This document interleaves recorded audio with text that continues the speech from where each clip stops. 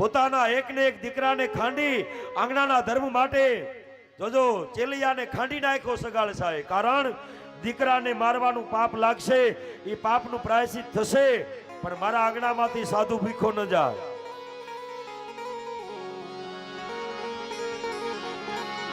રાજુ દૂર નથી બિલખા.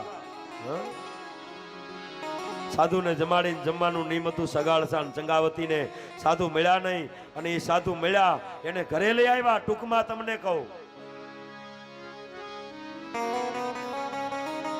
ચંગાવતીએ રસોઈ બનાવી અને જ્યાં પીરસી, જોજો રક્તપિત્ત નીકળેલો હોય, પેલા તો એને સ્નાન કરાવ્યું અને પછી થાળી પીરસી.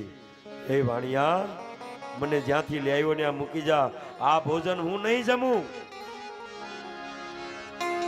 અરે મહારાજ, આ ભોજન બનાવ્યું તમારા માટે, અમારે 21 દિવસના ઉપવાસ છે, આ ભોજન નહીં જમવું. કારણ અમે તો અઘોર પંથી છીએ, હિમાલયમાંથી તપસ્યા પૂરી કરીને આવીએ છીએ. હે વાણિયા, અમે તો માંસ ખાનારા છીએ. હાય હાય, માંસ લેવા કોણ જાય?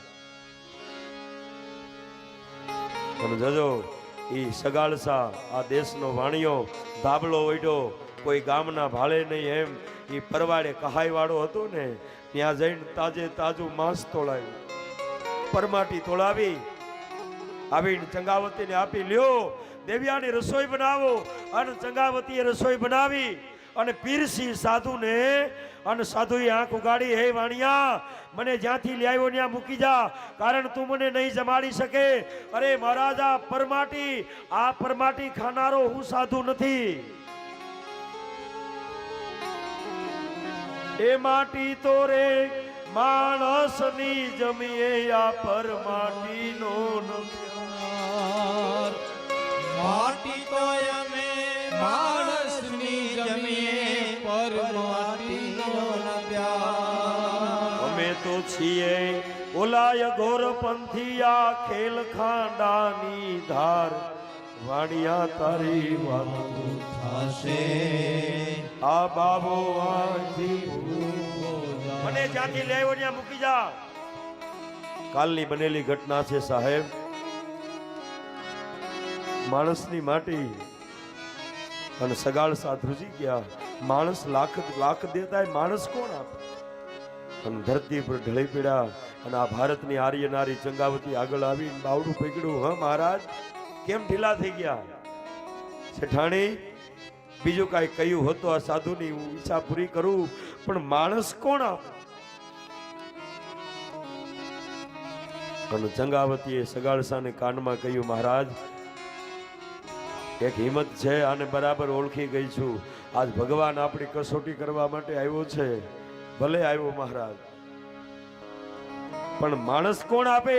અરે આપણો દીકરો ચેલિયો ભણવા ગયો છે, હમણાં આવશે.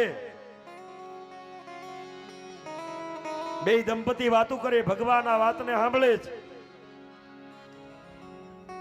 દીકરાને મારવાની જ્યાં વાત કરીને, ત્યાં તો આ પુરુષને પોરો આવી ગયો.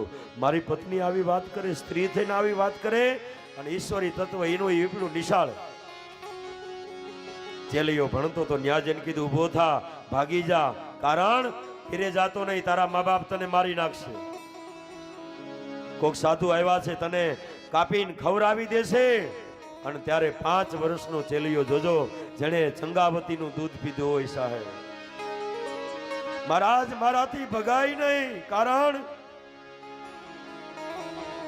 એક માથું છે. આવા 10 મસ્તક હોત ને તોય મારી માના પગમાં રોડવી દેત, એટલા મારી માના ઉપકાર મારા ઉપર છે. એ ભાગું તો રે મારી ભોમકા લાજે, ભોરી ગીલે નભાર. ભાગું તો મારી ભોમકા લાજે, ભોરિંગ જિલે નભાર. આ મેરું સરીખા એ ડોલવા લાગે, ધરણી ને આકાશ.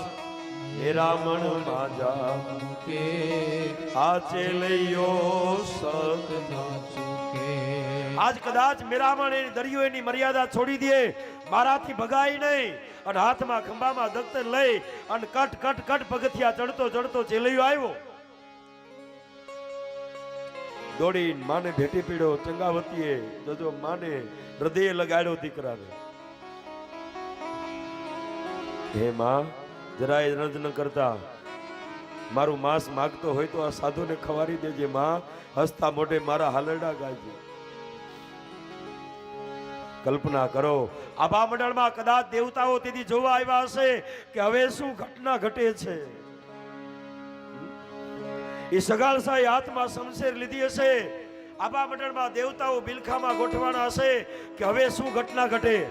અને જેથી દીકરાનું માથું એક ને એક દીકરો એનું માથું ઉતાર્યું હશે સગાળસાએ, તેથી બીના શું બની હશે. એ માથું ઉતારી લીધું. હવે આ માથું રહ્યું ને એને ખાંડણિયામાં નાખો. ખાંડણિયામાં નાખીને એને ખાંડો અને નવા વસ્ત્ર પહેરો. આંખું એને ઉપર રાખજો. તો તમારી આંખમાં આહુડ આવ્યા તો તમારું આંગણું છોડીને જતો રહીશ. અને ચંગાવતી હાથમાં હામેલું લીધું અને હસતા મોઢે હાલરડા ગાયા માએ. હે મારા બાપ, મારે તો તારી જાડેરી જાન જોડવી હતી. અરે તારા જાનમાં ગાડામાં બેહીન તારા રૂડા ગીત ગાવાતા. પણ અમે જાણો ચેલૈયો પરણાવશો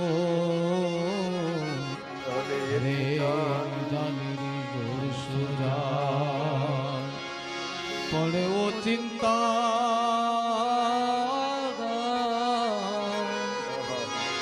ઓ ચિંતા તેડાવ્યા એના સ્વર્ગેથી ઉતર્યા વિમાન કુંવર ચેલૈયા રે કુંવર જાજી ખમા. હે મારા બાપ, તને જાજી ખમા મારા પેટ. હે મારા વિહામાં તારા ગીત ગાવાતા, તારા લગ્ન કરવાતા મારે.